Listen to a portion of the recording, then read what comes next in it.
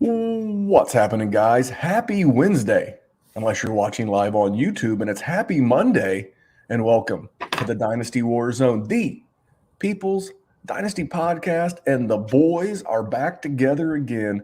I am with my normal co-host, you know him as the man of the hour, and the man with the power, Jerry Sinclair. Good to be back, buddy. I feel like Thin Lizzy should have played right there. The boys are back in town. Nobody I wanted think me to sing I that. think Listen, I think I think you're way too young to know that song. That's not the song that I thought. I'll hit you with a couple of notes of reunited and it feels so good.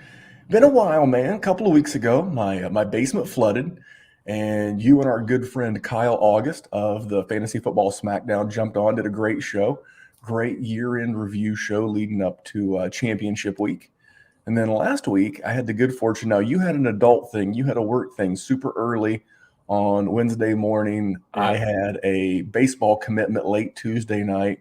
You weren't able to jump on with the non-deny, but that was a good show as well. But you and I back together, man. listen, it feels so good. It does, man. We didn't get a recap championship week, but dude, the season's over. Our boy Dallas, if you're not following the podcast, if you're watching live on YouTube or Twitter, our boy Dallas broke down the first edition of the rookie rundown. It dropped on Monday. So if you're listening to this via your podcast player, and normally you only listen to the Dynasty Warzone, first of all, thank you.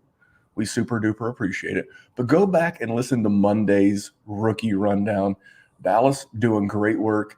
The FF SmackDown will continue to be here once a week. It'll be on Fridays. The Dynasty Warzone always here on Wednesdays. And we're going to have a new show. Not going to spoil it. It's just going to pop up in your feed. We'll advertise it next week. But Jerry, man, the YouTube, a lot of good stuff. You're going to start seeing smaller stuff. You'll still get the podcast, but I've got a video I'm going to pull together for my first rookie breakdown going into rookie season. What do you think? I know you're excited. Always excited. I'm watching. I got the national championship straight down here, so I got rookies already on the brain. It's about to hit. I don't want to use like a pandemic. Just it seems like that's a little out of touch for what we've been going through, but sort of like it's going to hit like a hurricane here. We'll say it like that. A little friendlier for the 2020 to 2022 crowd. So make sure you head over to YouTube and be prepared for a lot more short content as well as the normal podcast. We'll still have 2, 3 podcasts a week streamed live on YouTube, but you won't want to miss out. Just go to Dynasty Warzone, search it on YouTube, and interact with us. Every time you leave a thumbs up, you leave a comment, it helps. It helps the algorithm. Jerry, I know you're a YouTube guy. I am a YouTube guy. I'm not quite Gen Z, but I'm close enough to watch a hell of a lot of YouTube. You are a guy that I love, and you're Gen Jersey, Jerry. You're What your did I own say? generation. I You're a like some young. of the lingo slits through. You know, we were in the Patreon chat and you said something and I said bet, which is very much in line with Gen Z. I do got some lingo, but I try to avoid. Like I don't tuck my sweatpants into my socks like they do. That's just a weird look that I can't get behind. I don't know. As a dad, as a, Does he do that? as the senior statesman here at the DWZ for our crew, and the father of a teenager, I will tell you that my son does not rock that. He likes ankle socks. He does not Okay. like tube socks. He wears tube socks when he plays baseball. But yeah, he's an ankle sock man like his old man. Free the shins, baby. Free the shins. Anyway, let's jump into the show, Jerry. You know what it is. It's our favorite segment. I did it last week with Anon Naduri from Roto Underworld, and we're back at it again. So this is not only one good person with a bad tweet. This is two good people that are sharing multiple interesting tweets. Maybe it's not Hmm. bad. Maybe it's just going to be a little polarizing. You ready? Yep. Dave Portnoy. You ever heard of Dave Portnoy? I have. Michigan fan. Runs Barstool Sports, El Presidente or Stool President, whatever the hell. Yeah. Oh, there it is, El Stool Presidente on the Twitter machine.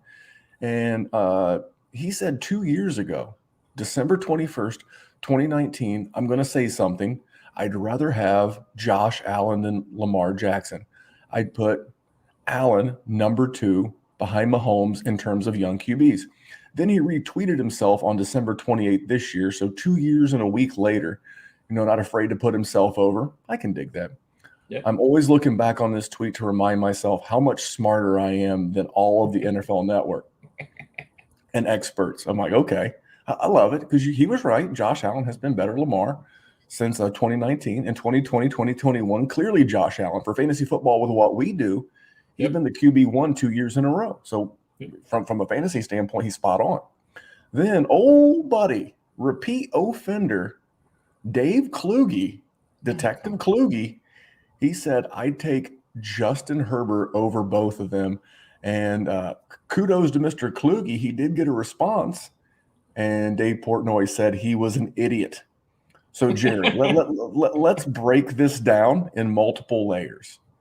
First of all, when Dave Portnoy said that Josh Allen was better than Lamar, in 2019, at the end of 2019, when Lamar was coming off of his MVP season, that would have been considered a hot take. What do you think of his take then? And I guess we'll start with that one. I would have sort of thought he was a turd for that one too. I'm not the biggest Dave Portnoy fan. And coming off the MVP season, I don't think I would have agreed with him. In truth, not a lot of people outside of those that are like sub 25 are fans of Dave Portnoy. I don't dislike him. I'll be honest. I like his pizza reviews. Pizza reviews on Instagram. I hate him because he's a Michigan fan, and he's a blatant Michigan fan. And he came to East Lansing during our game and was talking all that shit. And then he ate a little crow. But he ate some shit. He eats poop. Is that what you're saying? He ate Kenneth Walker's poop. He went full Odell Beckham. Okay, anywho, allegedly. So we'll just jump into this, and then Captain Kluge, the detective who was breaking cases this summer, he doubled down and said that he would take Justin Herbert over both. So you've broken down Mr. Portnoy's tweet. What do you think about Kluge's tweet? I like Herbert. I don't know what the argument is to take him over Josh Allen though. I probably have Justin Herbert ahead of Lamar Jackson. I'm almost certain I do. But Josh Allen? What more does the man have to do? He threw 3 INTs in championship week in 4 passes, and that really sucked. But he had already rushed for 2 touchdowns too. So even when he has a putrid game, Josh Allen is still the man. And I get it. Justin Herbert is good as all hell. And I'll be drafting ass tons of him. But to say you're going to take him over both? Come on, bro. Well, first of all, Jerry used a patented Dynasty WarZone term of measurement, which is ass ton. It's an ass ton of Josh Allen. I've always felt like this about Lamar Jackson. Maybe I get heat. What I'm saying to you is you should give it to somebody that don't know any better, because that's a fugazi. All right? That's a fugazi? How do you know it's a fugazi? You looked at it for 2 seconds. Well, it's a fake. Yeah, I know what a fugazi is. I think Lamar was the guy who benefited from one magical season. Even before the injury that cost him, the last 4 games of the season? Yeah. But I'll give Portnoy credit. He saw something in Josh Allen in 2019. I was a huge, huge advocate of Josh Allen in 2019. If you go back, and you'll definitely find him on Podbean. I don't know that you'll find him on Apple. You'll find our rookie draft analysis, which is right around the corner for us, and you'll see that I was a huge fan. We're going to be talking about our biggest hits. I was getting Josh Allen everywhere. And here's the weird thing. I've won a lot of fantasy championships in Superflex last year and this year. Hey, Jerry, do you want to guess who my quarterback is for a lot of those? Who was it? It was Josh Allen. Oh. So I give Portnoy credit for calling a shot because it takes balls. First of all, it takes balls to call out the reigning MVP, a guy who hung over 400 points in fantasy football. Whatever you want to talk real football. And that was before Josh Allen exploded too, for the record. Correct. It was correct because his big breakout season for Josh Allen was last year. He had a good season. I think he was the QB6 in 2019, if I recall. Last year he was QB1. This year QB1. I'm going to switch to Captain Kluge. I'm going to switch to his tweet. is that I can't say that I hate it. I don't know that I would take Mahomes. I don't think I would take Herbert over Mahomes, but he's in that, from a dynasty standpoint, what we do, he's certainly in that tier for me.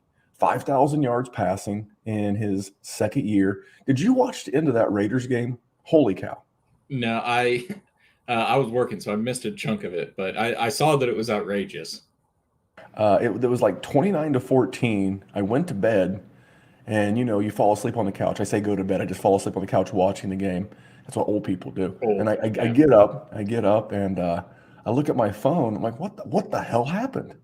What the hell happened? And it was a crazy, crazy game. But it's hard to deny Justin Herbert, 5,000 yards passing, 37 touchdowns, 36 touchdowns. Doesn't run as much as I would like. From a fantasy standpoint, I don't hate it. I just thought this series of tweets was interesting, so I thought I'd save it. Kluge said a lot worse. I'll say that. Oh, Lord, yes. Lord, yes. So these are both good people. These are a combination of some interesting tweets. Yep. We won't call them bad tweets. The normal spot here is good people, bad tweets. These are good people, interesting, debatable tweets. I give nothing egregious. Nothing. There was no shenanigans afoot. For what we do from a dynasty fantasy football, I think Dave's take is correct. You can have Herbert in that conversation with Allen and Mahomes. From a real NFL standpoint, for Portnoy to have Mahomes as the number one, hard to deny it. I mean, the guy's got a Super Bowl under his belt. He's been to another one. He's been to 3 AFC championship games in a row.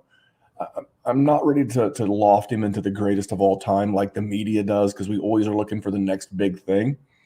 But you can't deny what Patrick Mahomes has done as a football player. So football player, I agree with Mahomes, and Portnoy, from a fantasy standpoint, I agree with Dave and what he's got going on. And that was good people, bad tweets. Jerry, are you ready? Are you ready to get into our biggest hits of 2021? So we're gonna pat ourselves on the back. Now remember, a pat on the back is 18 inches away from a kick in the pants. So next week, Jerry and I will be back with our biggest misses of 2021. So we're going to kick it off. Jerry, what was your biggest hit? Not your biggest, but give me one of your 5 biggest hits going into the offseason. How'd you do in 2021? Give me a good one. It was absolute. I think number one was having exactly 0 shares of Kenny Gallaudet and not believing in anything that was Kenny Gallaudet. That dude was an absolute train wreck who I don't know if he cracked 60 yards more than like 2 or 3 times. And I think he did really well, sort of well, the first month of the season. And then I don't remember him doing anything. He didn't score a touchdown all season. All season, Randy. He played damn near every game, and he scored as many as you, to use our favorite sort of tweet. So avoiding Kenny Gallaudet was absolutely one of my biggest hits. 0. 21 leagues. 0 Kenny Gallaudet. Former Detroit Lion. Bless his sweetheart. I wish him the utmost success. Wasn't buying it. Didn't believe it. And that came to fruition. Got it. Jerry sent Kenny Gallaudet a breakup, fruit basket, and the card read, "I wish you well in all your future endeavors." Once he was no longer wearing the Honolulu blue, he was no longer a kneecap biter. And Jerry wished. So here's the thing. Before I get into my first guy, I think Kenny Gallaudet is going to be a sneaky buy around the draft. I think you're going to be able to get him. You're going to be able to get him for like a third. Like if you have the 301 in a super flex draft, who's not going to say screw it? Yeah, you can have Kenny Gallaudet for a third. There's going to be, Joe Slapdick from Midwest Directional State A&T Agricultural, and someone's going to be excited. I'll take Kenny Gallaudet for the 301. I'm going to offer it. Even if they say no, at least I'll be able to know I took a cheap shot at what will be potentially a guy that could fill in. I think that Giants offense is a mess, but Kenny Gallaudet, if he can stay healthy, I think if his quarterback can stay healthy. So, Jerry, I don't hate it. I'm going to get a little bit of heat for this. because this is another one of those patented Devi darlings. And and my call was Rashad Bateman being meh this season. And it all came down. I didn't love the landing spot. I don't like wide receivers in low volume offenses. I didn't like the solid competition he was already facing with another first round rookie wide receiver pick in your boy Hollywood Brown. I didn't like that he was competing with a mega producer in Mark Andrews. I'll be covering him next week in my biggest misses, by the way. And even Sammy Watkins was there. And he managed a wide receiver 78. It's a wide receiver 7 on the season. Wide receiver 78. Now, in fairness, he did play 12 games. In those 12 games, he scraped together 46 catches on 56 targets for 515 yards. And Jerry, you know how many touchdowns he had? How many do you have? One more than Kenny Gallaudet. One. That's not One. good. And it's not like I'm trying to cherry pick, but out of wide receivers, he was the 7th highest fantasy scorer among rookie wide receivers. He obviously finished behind Chase and Waddle and Amon-Ra St. Brown and Devonta Smith. But, Eli Moore also missed games. He missed 4 games compared to the 5 that Bateman, he finished behind Moore. He finished behind Rondale Moore, who also missed 3 or 4 games. I mean, it's not good, Jerry. It's not good. So I did a little fair. I tried to be fair to Rashad Bateman. I really did. He missed the early part of the season. He had core muscle surgery, which is basically like an abdominal surgery from what I understand. He came back in week 6. So I gave him week 6 and week 7. They had a bye in week 8. So I kind of gave him that as like an on-ramp to the start of the season. I then looked at his stats from week 9 through week 18, okay? Should be healthy, 2 weeks, 2 weeks live games, a week of a bye. Came back. From that point, from week 9 through 18, he was the wide receiver 43 in that time period. Now, mind you, other guys still hadn't had their buys yet, finished in front of him, and he averaged 8.56 PPR points a game.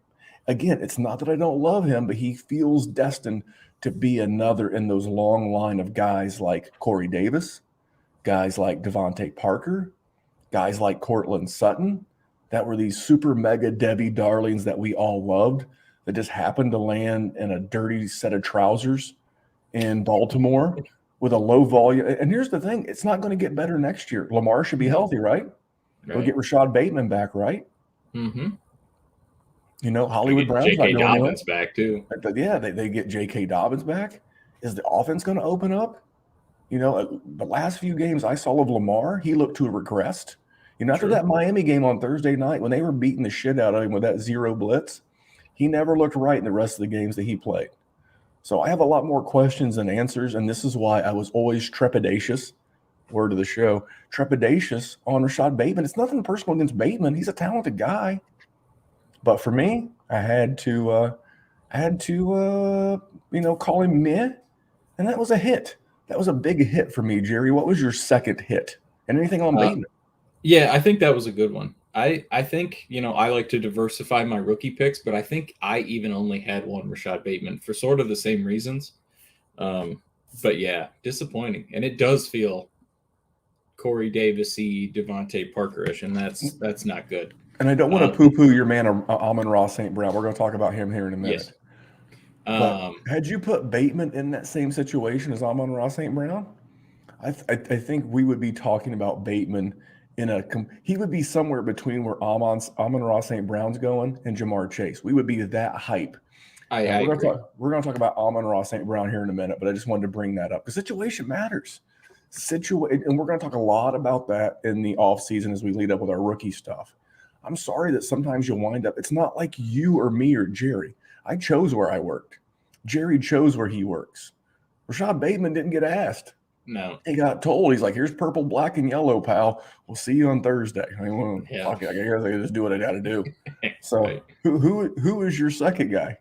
Either one of us could have picked this guy because I feel like there was a month-long period where we were the loudest we have ever been about despising a dynasty asset, and it's Jonnu Smith. Multiple weeks. We did entire chunks of show about how that hype was one of the most atrocious. But Jerry, he's a good athlete. Have you ever heard kiss that? my ass. He's a good athlete. Phenomenal athlete, Jonnu Smith.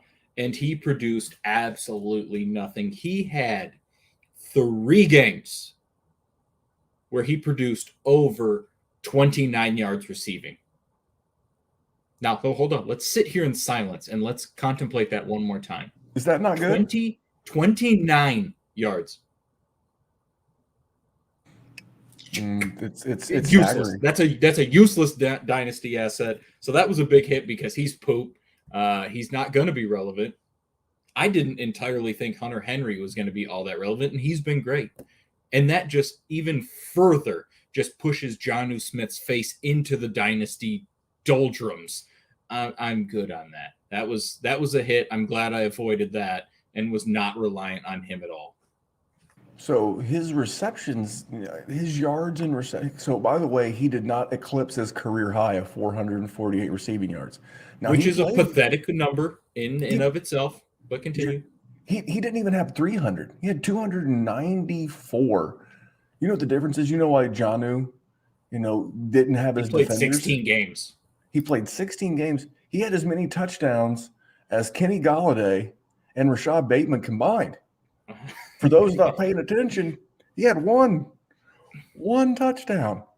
That's horrible. In an offense with a decent quarterback, Mac Jones looked good at times. Yep. I don't know. Henry looks fine. Well, he's the actual better football player. Yeah, Jonnu, better athlete. Hunter Henry, better football player. People say he's a better athlete, at least. If they were both equally good football players and you wanted to give the tiebreaker to the athlete, fine. I can dig that. But he's not. He's a better athlete and a worse football player. Get out of here. You know who I'm going to talk about? Jonnu's former teammate, Ryan Tannehill. Okay. He was one of my biggest worries going into the season. We try not to get too trapped up in the coaching narrative, but people could not get past the fact that he was the QB3 overall in the back half of 2019 and the fact that he was the QB7 last year. I think we underestimated the loss of Arthur Smith, and I don't think we were concerned enough about Todd Downing. And it should have been Ryan Fitz. It should have been Ryan Tannehill's opportunity to shine when Henry went down, and he didn't. The running game looked fine. Some combination of Dontrell Hilliard and Deonta Foreman, and Adrian Peterson was there for a game, and they tried Jeremy McNichols for a minute or two. And the running game was fine. They continued to win a bunch of games. He ended the season really well, or he wouldn't have finished as a QB1. He finished as a QB12 on the season. So he was serviceable. But if you drafted him in a startup last February to be your QB1, you were sad. You were sad. You weren't around in week 18, which you should never be in week 18 anyway. And that was one of his best games of the year. In Tennessee went from being the 4th best scoring offense in 2020 to the 16th best scoring offense in 2021. And they still had Derrick Henry for half the season. He looked lost. Again, he had a great game against Houston they had everything to play for. Houston had nothing. And pop quiz for you. Who would you rather have as your QB2 in a startup this year? Daniel Jones, Carson Wentz, Derek Carr, or Jimmy GQ, or Tannehill? Those 5. Daniel Jones, Wentz, Carr, GQ, Tannehill. It might be Carr or Wentz at this point. It doesn't matter who you pick because all 5 of these guys gave you an average of 15 points a game. Here's the thing. The ADP, which I'm not the world's biggest ADP guy, but the ADP is going to be much cheaper this offseason in startups on Daniel Jones, on Carson Wentz, on Derek Carr, and Jimmy GQ. In your Superflex drafts in that 5th, 6th, 7th round when Tannehill come off the board, wait. If you're willing to draft a Tannehill-level quarterback in that range, just wait. Wait and gamble on Wentz. He's not going anywhere. Daniel Jones is going to get one more year. If you're going to gamble on a QB2 and you want 15 points a game, you can have a lot cheaper options than Ryan Tannehill. So he was my second hit on him not hitting, Jerry. Thoughts on Tannehill, and give me your tree. I've never been a Tannehill guy. So he has done nothing but surprise me when he was performing and then met my expectations every other time. So I'm gravy with that one. Mine was another guy that we drafted. So I know you liked him and I know you were hyping him up too. And that's Damien Harris, running back for the New England Patriots. not overly, his yards was not anything great. I think he cracked 1,000 total yards, but 15 touchdowns. Now, touchdowns are fluky and they're not repeatable and yada, yada, yada. Don't care. Wanted Damien Harris because he was likely to get the work. He got the work. He got into the end zone. He helped lots and lots and lots of teams win championships when a lot of other teams drafted the Miles Sanders of the world and the Clyde Edwards-Hilairs of the world. And we're going to be talking about these guys next week. I know from personal experience, just lots of guys that were in that range or even, more expensive than Damien Harris was. And he's just been good. He has a nose for the end zone. He's my man. I was happy to have him on tons of rosters for cheap. And, he, in a lot of teams, like even my redraft teams, he was the flex guy. And if you got a flex guy getting you 15 touchdowns, you're going to end up with those. You're going to end up with these guys. Well, my guy at number 3 was also Damien Harris. I wanted to give the listener a little inside scoop, a little inside baseball, something behind the scenes. Yeah. Normally, I send Jerry a show sheet or a show topic. He does next to nothing with it. Today, in his defense, he did a great job. He sent me a full list of players that he was going to talk about tonight so that we didn't overlap. And my number 3 guy is Damien Harris. So this time it's not on Jerry, it's on me. He did the work. He did everything he was supposed to do. He was researched. He was nuanced. And I didn't listen. I didn't read his text. Jerry, I'm sorry, buddy. That's But my guy's Damien Harris. And you said it. Last year, this time, we were recommending him big time to all of our patrons over at patreon.com/Dynasty WarZone. I got him in a lot of redraft leagues. You got him in a lot of redraft leagues. And he paid off. He was a viable RB2 with upside. He won you weeks, or at least put you in position to win weeks. He finished the season as the RB14, and that's in spite of missing 2 games. He missed 2 games with a hamstring injury and left 1 game. He was smashing against Buffalo in that first windy game where Mac Jones attempted like 3 passes. He left that game with a bad hamstring, and he had like 18 points that game. And his RB14 finish was better than David Montgomery, who was at RB1 last year, who was a league winner last year. David Montgomery finished behind him, and he also missed 2 games. So there's a very apples-to-apples comparison. Starting running back, the difference is that David Montgomery didn't have a Ramondre Stevenson in there at times stealing work, and he didn't have a Brandon Bolden in there at times stealing receptions, and he still got the job done. And he also outperformed a lot of guys that were super sexy and super popular this year, like Javonte Williams, like A.J. Dillon, and even Melvin Gordon, who had a good year. But Yeah. Melvin Gordon and Javonte Williams were in a timeshare just like Ramondre Stevenson and Damien Harris for a while. It's not bad for a guy we were telling you to go out and throw a 2021 second at. So I think we did right by people with Dame Harris. I imagine I'm going to go with my big one now because Hold on. Okay. I want to get through one thing. All right. You know the people who benefited the most from Damien Harris was Who was that, Randall? the patrons over at patreon.com/Dynasty WarZone. Those people, so many notes, so many thank yous, so many, hey, you really did a great job. I've gotten back to putting the recommendation as the advertisement for the Patreon. That's what it's about, helping people win money. There's now 33 states in America that have gambling. We have a gambling group chat, rookie group chat. You're part of the rookie group chat. I'm part of the gambling group chat. We're kind of stick with what we're really into besides Dynasty. Talking it up with the people. They're lighting the chat up right now as we speak. They're watching the Natty while we're working. It's a good group of people, Jerry. They are degenerates just like us. And if you're listening to this podcast right now, you almost certainly are one also. Why not venture? Why not venture into the black hole that is patreon.com? /Dynasty WarZone. You know what's going to start in February, Jerry? It starts every year. You know this. You're a Dynasty gamer. Startups. You know how many Patreon leagues we had? 12. Was it 12? Okay. Yeah. You know how many of those leagues have been paid out for first and second place? Everybody? 12. My goal was to get, because it's amazing you have to hunt people down to give them money, but I did. A lot of help from our boy Neil. but all the patrons over at patreon.com have already been paid out their money. So if you're looking to get into a startup and you're looking for a place to do it, patreon.com/Dynasty Warzone. You're going to meet a bunch of good people. You can get in a league with me or Jerry or maybe both. You don't know what the scoring format will be right away. Your group chat will never be dry. It's a good group of people. And for $5 a month, you're not going to find a better deal in fantasy football. So head over to patreon.com/Dynasty Warzone and come hang and get better with us. So there you go, Jerry, a little advertisement. They call that a livery. Did you know that? Yeah, that was a good one. Underhanded it right to you. Jerry, you're not getting worse at this. I'll say that. So let's get into your fourth. So you've given us three. Who's your fourth biggest hit of the season? This one was it was my hot take when we did our hot take episode. I said that I thought this guy could be RB1 overall. Now, he didn't quite get that, but he at least finally hit his hype expectation, and that's Joe Mixon. 1,500 yards.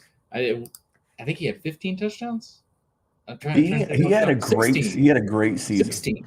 1,500 yards, 16 touchdowns, looked good, missed a game or two, but you're a running back in the NFL. You're going to miss a game or two. I ain't mad at you for that. Looked good. He looked good. He was consistent. He helped you win. He was finally. Thank you, Joe. I would love to see him catch more passes, but when you have T. Higgins and you have Jamar Chase and you have Joe Burrow slinging it, I can't be too upset about it. He finally, since that rookie draft, he was everything we wanted him to be in 2021. And I've not been a Joe Mixon guy, so to finally actually, jump on his train and it came through, that one feels good. That's sort of why I saved this for one of my last ones, because it feels good. It feels good. It feels right. We'll see in a couple months if I want to ride this train again. It's you got to reset every time, especially with Joe Mixon. But what are your thoughts on JoJo? You traded for him in the big money league, which he won the championship. But for those of you kind enough to be watching on YouTube, this is a tip of the cap. This is my blue Hamilton Southeastern Royals cap, and I'm tipping it to Jerry. I have always been a little less than believing in Joe Mixon. I'm not necessarily a Mixon guy, but Jerry, you have him in a startup as your RB4. Is that correct? It is. He's right there behind the young big three of Taylor, Najee, and Swift. He's your 4. And I started to think, man, Jerry, he's not even that old. He's 25. He'll be 26 going into next year. You're going to have 26, 27, 28. Those will be the last 3 years of that contract extension he just signed. You mentioned the offense. They're going to be able to afford him. They're probably not ever going to have a reason to cut him unless his performance just falls through the floor. He's going to be, and he's on an offense with a rookie QB, the 2-star wide receivers also on rookie deals. All their best players are young, which means there's going to be cap, which means you can afford to keep a guy like Mixon around. And given his age, and here's the thing, he missed some games early, so he's not played the snaps of a Alvin Kamara, of that class of 2017, one of the best classes, if not the best class ever in the history of running back. So, man, I don't hate it. I took your advice. I did listen. I didn't want a lot of Joe Mixon because, just when you say it out loud, forget all the intangibles. Forget all the intangibles I just say. Just say it out loud. Hey, you've got a high volume running back who's going into his 6th year. Is that something you want to build around in Dynasty? But in the case of Joe Burrow, when you peel it back and add in the context of him being very young for a 6-year vet, he won't even be 26, as we're recording this. Great offense. Young guys will have money in cap to improve the offensive line. And this is my dream, is that they'll add a Mike Gesicki, an Evan Ingram, an O.J. Howard, a David Njoku. They add that athletic tight end to add another presence. Man, how do you stop Joe Mixon? You choose your death. It's death by 1,000 paper cuts in Cincinnati at that point. So I got to give you kudos, man. You nailed that one, and I think he's going to be really good for the next 3 years. Hard not to advocate him I'm going to hit you with a guy. Same division, by the way. Same division. Deontay Johnson. That's a I good caught a one. lot of flack. That was a this good time. one. I little caught a bit for me, too. lot of flack. So last year, I won the Trade Addict 7 League, hashtag third place this year. I got beat by 2.8 points in the semifinals. And brutal. Of course, my team would have balled out in the championship had I won that game, of course, because that's how life is, I believe. Maybe I would have gotten second, but it wouldn't have been third. How about that? I'm bitter. And but anyway, I had Deontay Johnson. And so last season, at the end of the season, I traded I traded Devontae Adams for Deontay Johnson in the 108. And I got hell for that. That's not enough for Devontae Adams. I'm like, man, I'm getting a guy who's a target magnet. 169 targets in 16 games this year. It's almost 11 a game. He finished he's finished as the wide receiver 8 in spite of missing that game. I did a little math. He could have been maybe as high as like wide receiver 6 on the season. And he finished in a very exclusive club. Jerry, do you want to know what club that is? What club is that? That was the 17 PPR points per game club that included Jamar Chase, Chris Godwin, and Stephon Diggs.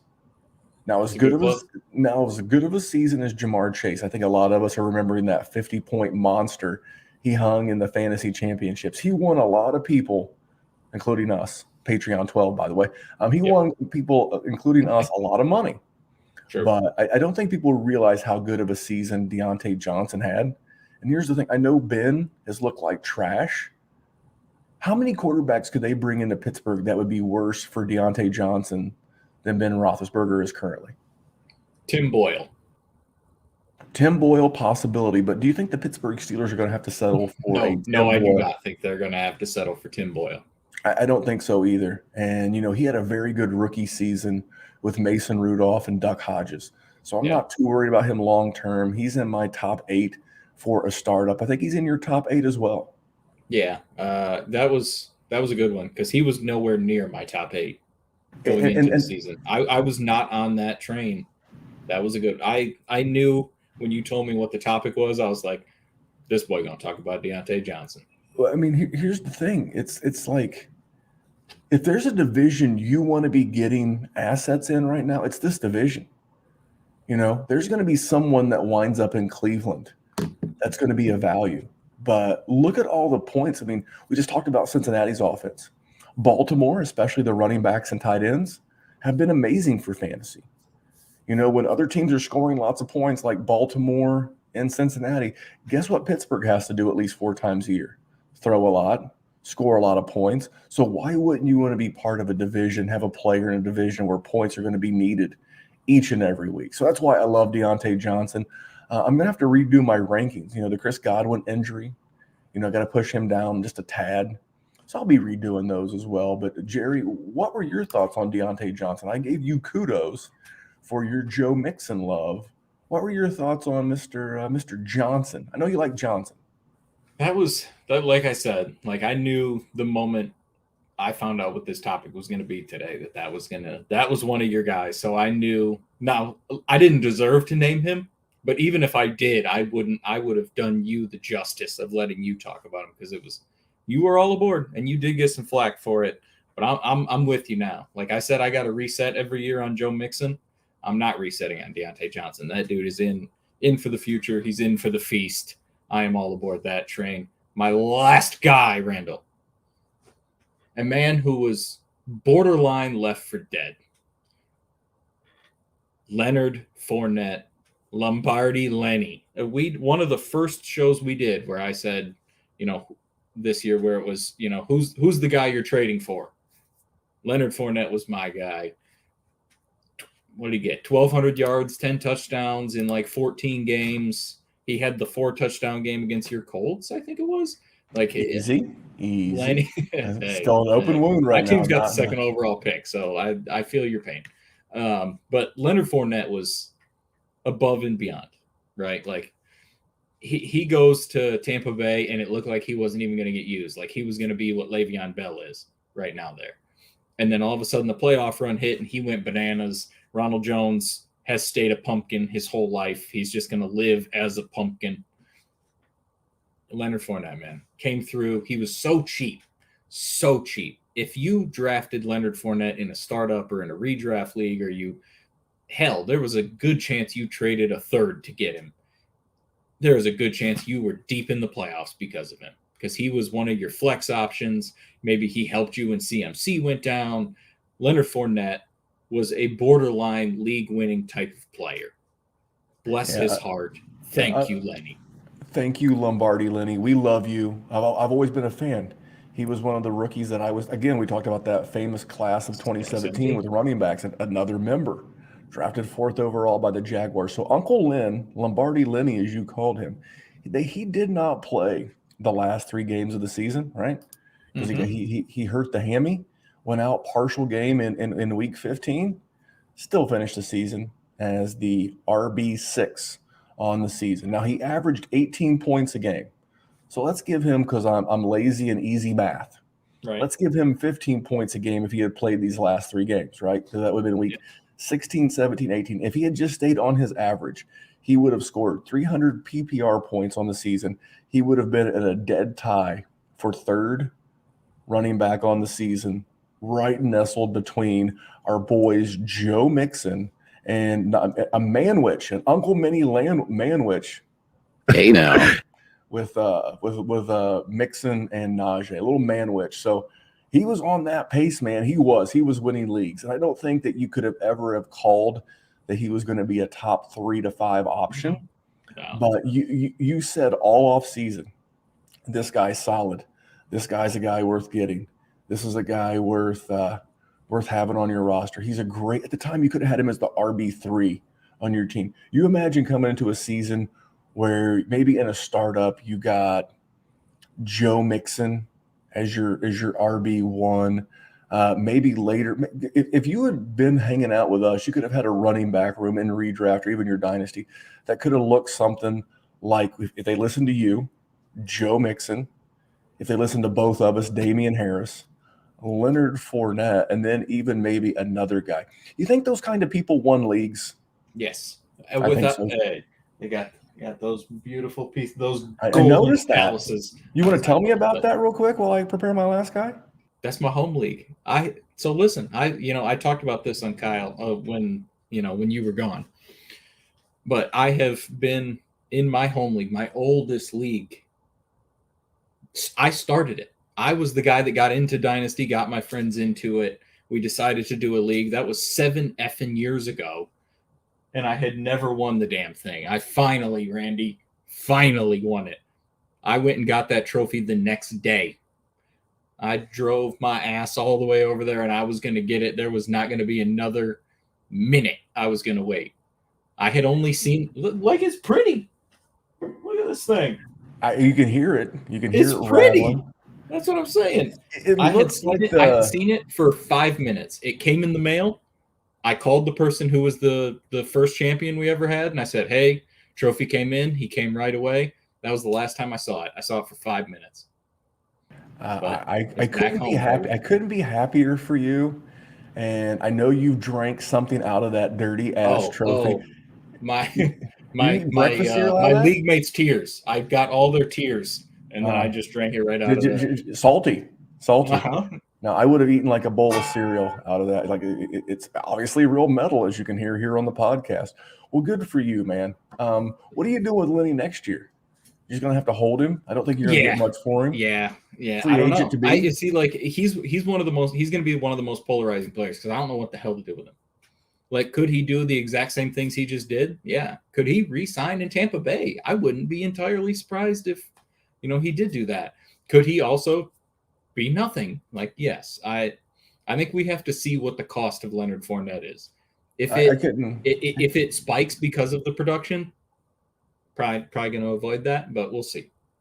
Yeah, if you start doing February and March startups, just remember, free agent season hasn't started yet. You got to be very, very leery of where these guys land, because if Tom Brady were to retire, or he was not, and by the way, I wouldn't blame him if he wanted to go out and get one last shot at the bag. I can't blame him there. if he wants to go out and sign the same kind of deal that Leonard Fournette signed a couple of years ago in Denver, a 2-year, $16 million deal, I'm not mad at him. He's got to start thinking about his long term. Maybe he goes to Atlanta. Maybe he's a bridge guy there. I don't know. But just remember, if you're doing those February and March startups, you got to be careful drafting these guys. Chris Godwin, another guy. Where's he going to play? So just think about that. Jerry, my last guy, this right here is almost a greatest hit victory lap over the last 4 years. Now, okay. I love the fact that I wish that I wasn't right, by the way, because I don't want to see anyone lose money. I don't want to see anyone. Here's the thing. When Jerry and I and all the guys here at the DWZ Football Network, the last thing we want to do is see someone lose their livelihood. I'm not, when I talk about right or wrong, I talk about it in terms of, hey, you know what? We're giving out good advice at the Dynasty Wars. I want you to come over and hang out with us. It's not the victory lap that, this guy's unemployed. He. I kind of look at this not only from a real football, but from a real life perspective. Oh, hey, Jerry, would you drive by the unemployment line and snicker? Oh, no. Isn't that what people are doing on Twitter when like a guy gets cut or he gets benched? That's kind of the same thing. Yep. I mean, maybe it feels different because maybe he's got a couple of more bucks, but what Allen Iverson say back in the day? We make a lot of money, but we spend a lot of money too. Well, my guy's made a lot of money. He was a number 1 overall pick and is on every commercial on Sunday football. It's my boy Baker Mayfield. I said he was not a QB1. I said he would never be a QB1. But man, how far has this guy fallen? So the last couple of 2-3 years, he's been in that pocket of QB 16 through 18, right? Yeah. A solid QB2 might give you a decent week here or there, but he's a QB2. Up until this year, he wasn't too far off that pocket of Carson Wentz and Jimmy G and Derek Carr. You know where Baker finished the season? Now, mind you, he did get hurt in a game. QB 26. He's a QB 3. QB 3. And we saw what happened with Odell Beckham when he joined up with an old friend of yours, Matty Stafford. Lots of touchdowns. Lots of tutties. And so Baker finished as the QB 26. So let's just talk about standard ESPN scoring, basic quarterback scoring, right? 20-point games. As a rookie, Baker didn't even start as a rookie, right? Right. 20-point fantasy games as a rookie in 2018. 4 20, so more than a quarter of the season. Okay. He comes back in 2019. That was when the world tried to tell us that Baker Baker was the QB2 overall in the startup. Now, Jerry and I didn't fall for that banana in the tailpipe, and we hope you didn't either because you've been loyal listeners to the Dynasty WarZone. But he had 3. So a slight step back, played all 16 games that year, but he had 3 20-point fantasy games. Last year, made the playoffs, won a playoff game. Jerry, that man went back to 4 20-plus point games. 2021. 1. He had as many 20-point games as both Kenny Gallaudet and Jonnu Smith had touchdowns. That's a recall back to early. That's a full circle. He had one. Arguably a top 5 offensive line in the NFL. Arguably one of the best running back tandems in the entire NFL. He had Odell Beckham, who I'm not a huge fan of, but he's a solid professional wide receiver. Jarvis Landry, David Njoku, Austin Hooper, a nice little stash. I've always liked Donovan Peoples-Jones. Sorry, he went to Michigan. That's a callback on you. Nice guy, though. Met him a few times. Nice enough fella, I suppose. But in spite of all that, Baker managed to poop his pants. And, I'm going to take like a mini wrong because I thought maybe he'd be a solid QB2 this year. Dude, the guy just falls apart. I saw a trade today. I will not mention the league or the commissioners. But I saw one straight-up deal, 1-for-1. Zach Wilson for Baker Mayfield. Thoughts? I would rather have Zach Wilson, but same. I don't even like Zach Wilson. I would just rather have him. The thing with Baker is I was sort of in on him a little bit. I was sort of buying the hype this year. I sort of thought they were going to put it together and they were going to be a good team, and that's what I get. It's the same thing as the Detroit Lions. The moment you trust them just a little bit is when they yank the rug out from under you and you just fall right on your face. They yank that rug out from under you and they put the boots to you. while you're down. So, I mean, and I've had to come to grips with this as a Colts fan. These guys, they don't get better. They kind of are who they are. Carson Wentz is a middle 12 quarterback at best, somewhere between 13 and 24. I've got to accept that as both a dynasty gamer and as a football fan. It is who he is. Great offensive line. Now, the weapons in Indianapolis outside of Michael Pittman are meh. You got Jonathan Taylor in the backfield, obviously, but the guy still had 27 touchdowns at least. Finishes the QB 13 on the season. Played through some injuries. At least he did that is for not me. going to be that either. So that's the difference between Carson Wentz is his ADP doesn't match where he ends up finishing. Baker Mayfield's ADP doesn't match it up in the opposite direction. I cannot wait to see. So we're going to wrap up this talk. So there you go. There's 10 instances where Jerry and I were combined our biggest hits this year. Now, unfortunately, Jerry, hold on real quick. Got to get in your grandstanding and your hot dogging, don't you? Yeah. So we did that. We got out in front of it. We gave you all the biggest hits this week. We're going to come back next week and we're going to own our biggest misses. We're going to talk about all the times where Jerry looked at a guy or a situation and we had to look at each other and be like, stupid fucking game. Sometimes that's what you say about dynasty fantasy football. So we don't get them all right. We're going to own our misses next week. But Jerry, as per normal here on the Dynasty WarZone, give me your trade target of the week. Okay. It's not going to be of the week because I truthfully mean this. If you try and trade for this man right now, you are going to pay more than you will have to. I believe in him. I think he is going to be great in the future. Maybe not great, but I think he is going to be good in the future. But right now, his prices are too expensive. And that is my Detroit Lion wide receiver, Amon-Ra St. Brown. He has absolutely set the world on fire the last 6 weeks. You want to talk a minimum 8 catches in all 6 of those games, a touchdown in 5 out of 6 of those games, at least 73 yards receiving in every single one of those games. He has been unbelievable. And to be able to do that as a rookie consistently is something that is not normal. But the proverbial but. The Detroit Lions are going to draft another wide receiver. They are going to draft one early. They have 2 first-round picks. Now, granted, they're not going to draft one with the second overall pick, but they have the second pick of the second round, and they have the Rams pick, which should be pretty late in the first round, both right in the wheelhouse of wide receivers for this class.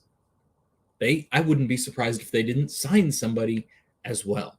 They are absolutely 100% definitely adding wide receivers. And the moment they do, Amon-Ra's perceived trade value is going to take a hit because he is going to have more competition. TJ Hawkinson will be healthy. DeAndre Swift presumably will be healthy. Plus, they will add wide receivers. His value will go down.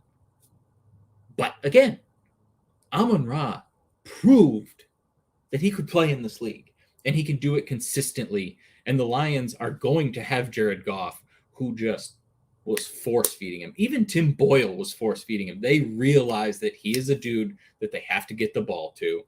Amon-Ra is going to be my target in this offseason, and it's not until after the draft. Because if you do it right now, you're going to have to play DJ Moore prices. And if you do it after the draft, it is going to be cheaper than that. It is not going to be as expensive. So I am all aboard the Amon-Ra St. Brown train. To be able to do that as a rookie and as consistently as he did it, even if he is the only guy that was on the offense, he still did it as a 22-year-old.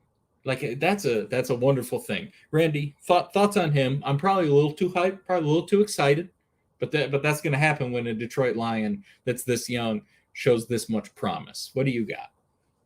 Well, you did a great job of talking pros and cons. You gave great advice on not buying now because you're buying at the peak of his value.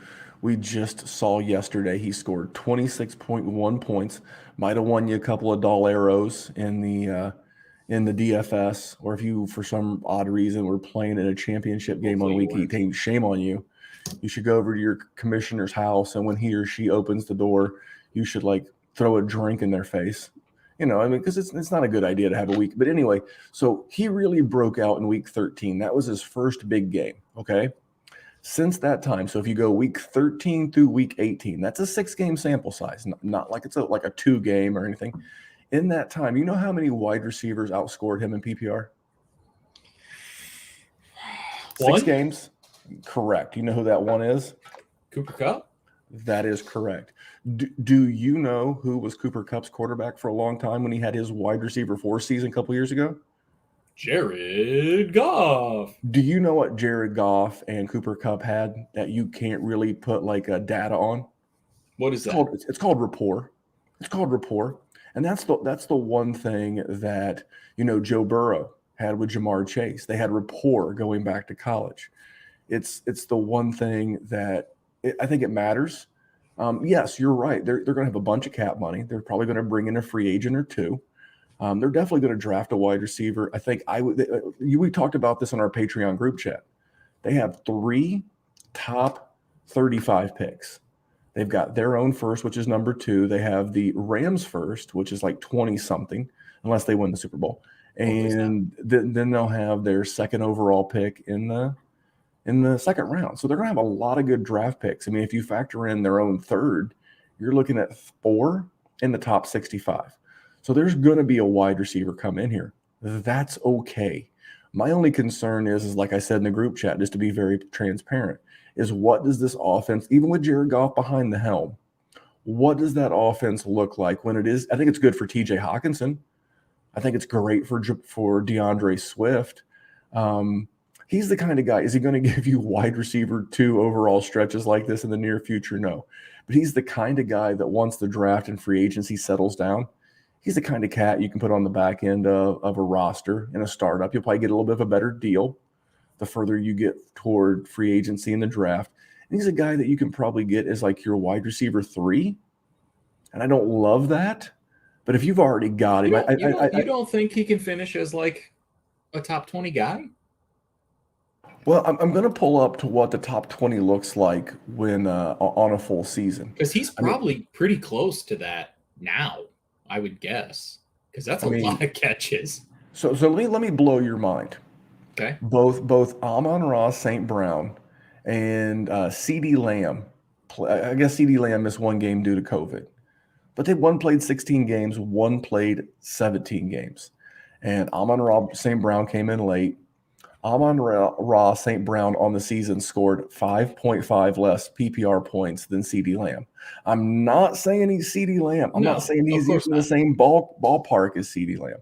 I'm just saying that we're understating what this guy has done and what he can do going forward. And as we've seen in other offenses, they can add other pieces. So tread lightly.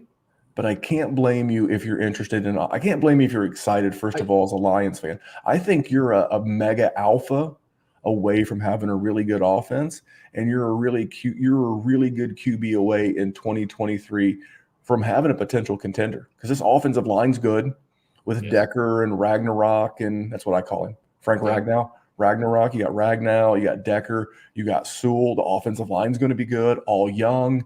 You're going to have good weapons. You know, you're going to be in a very Colts, very Colts, Cleveland Browns-ish situation where you got everything but the QB, but you'll figure that out in 2023, Jerry. Hopefully. Listen, that's the thing though about Amon-Ra. Sorry to keep talking about him, but he's very polarizing because he exploded. We love him. We need to help these people with Amon-Ra. That's why I don't want you to send offers now, just because it's going to be expensive, and you're seeing all that production, and it's enticing, it's intoxicating, but he'll get cheaper. He'll get cheaper if you're just patient, and that's the thing about this game. You need to exploit those time periods that are exploitable, and he is one of the prime candidates for that. Anyway, Randall, your man, fire away. Davis Mills. Oh, Davis Mills in a super flex. I'm sorry, the more research, I'm going to do a YouTube video sometime between now and the next time we record this podcast on some rookies. You're not drafting a rookie QB. I'm not drafting a rookie QB if I'm Houston. Why not give Davis Mills? Why not give this kid the chance to show you what he got for a full season? He only played he played 13 games. I got to get used to this full 17-game season. He missed 4. He didn't play the first game. He came in midway through the second, and showed some life. I mean, if you look down the stretch, I mean, from week 14 through week 18, that 5-game stretch, he had 3 multiple touchdown games. He had 16 touchdowns. Not too shabby. Not too shabby. He's the kind of guy. I did this. It was a Patreon podcast exclusive I did last year. He's a great guy to have in what I call that quarterback bullpen. And what a quarterback bullpen is that you may have 2 or 3 guys. So you have your one.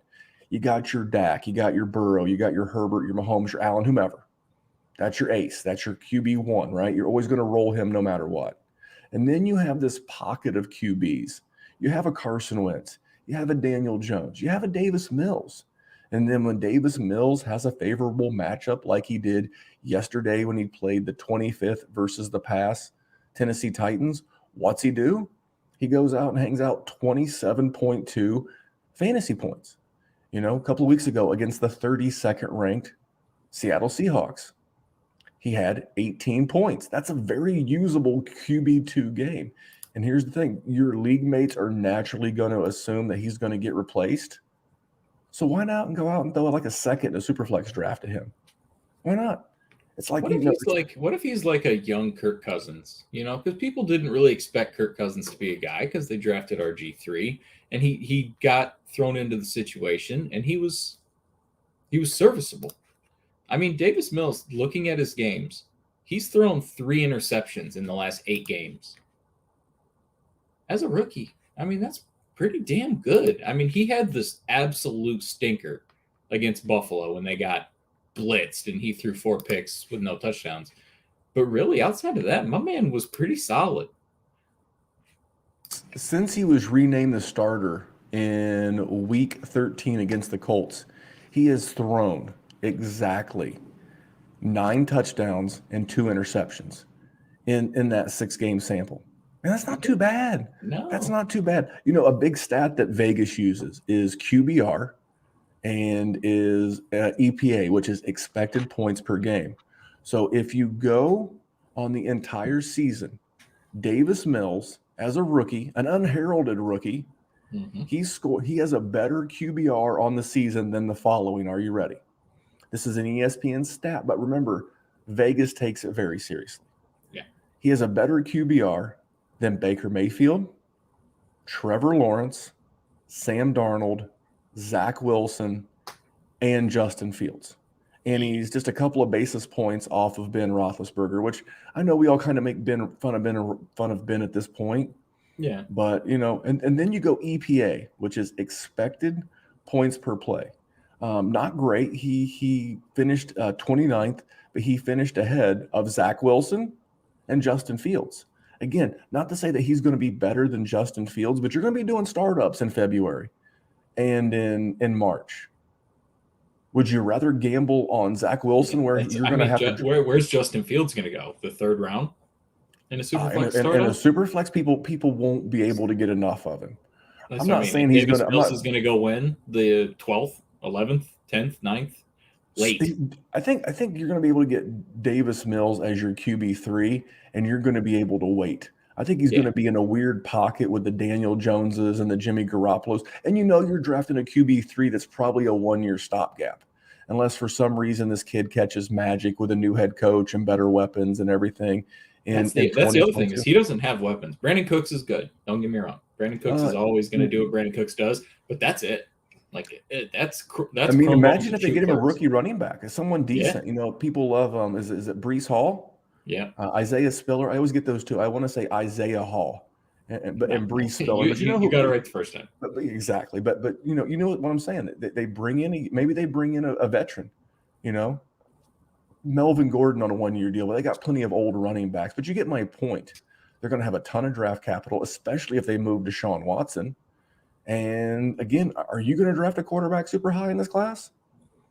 The Lions aren't, and the Lions need one. So that should say everything that there is to be known about this class. I will be. I was reading online, and that per an anonymous GM in the NFL, this could be the worst QB class since the 2013 Christian Ponder, EJ Manuel. It could be the worst class since then. I was going to say the worst class since the Daniel Jones class, but that had Kyler in it, so that's not fair. No.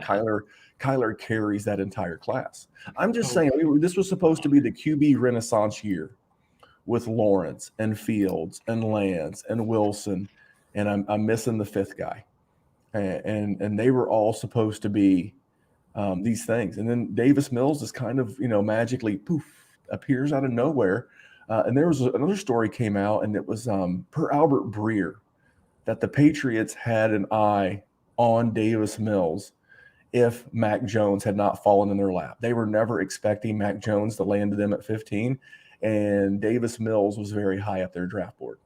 So he's very well thought of, comes from a good college program. He played at Stanford. They don't let dumbasses in Stanford.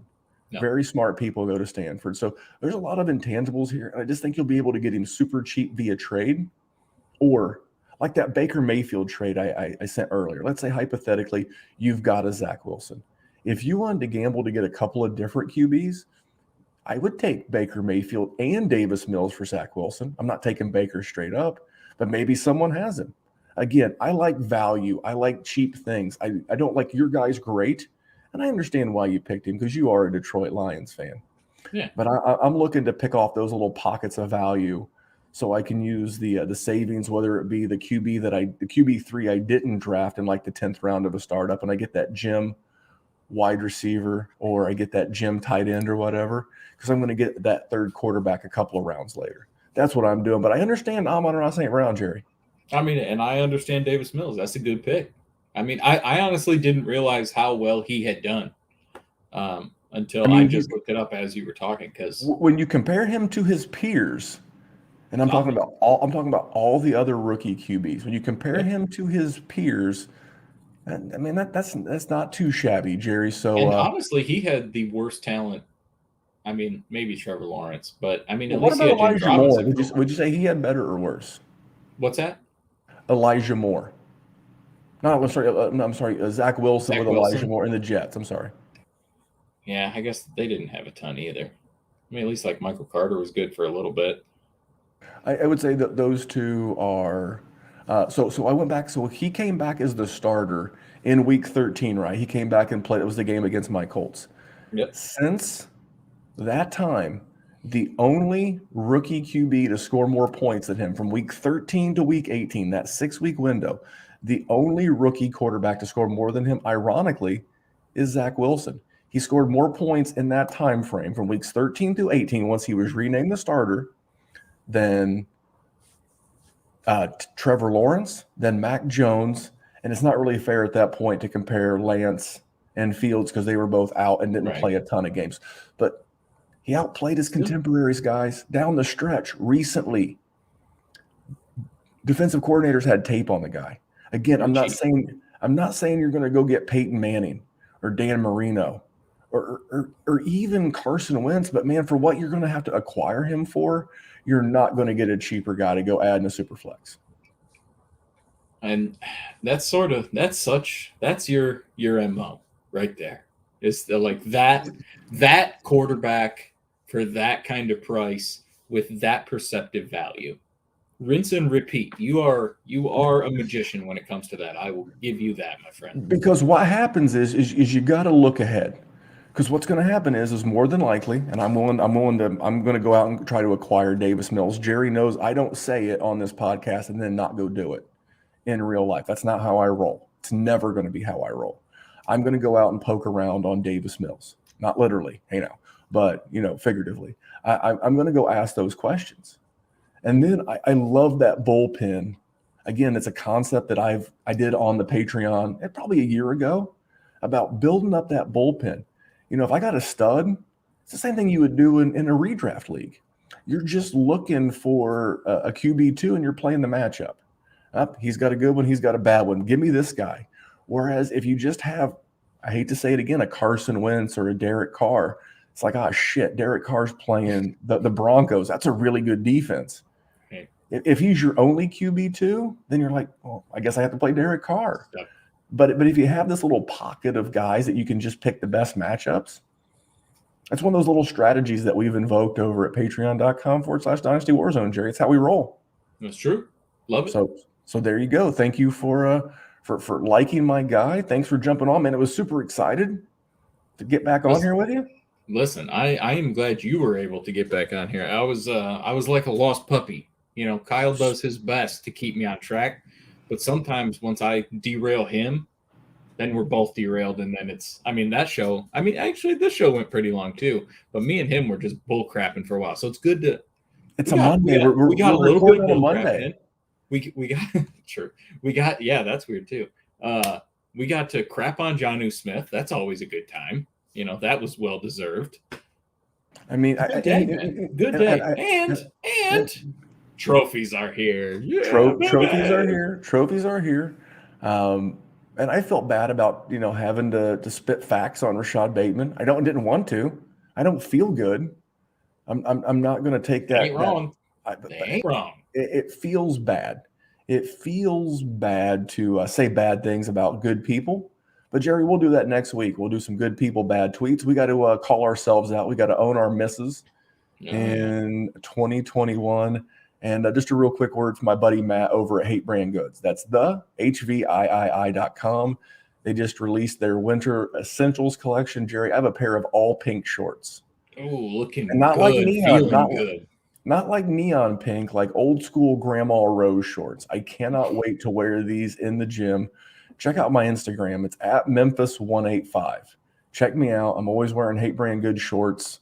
I don't reinvest in a lot of the t-shirts, although they do have some cool ones.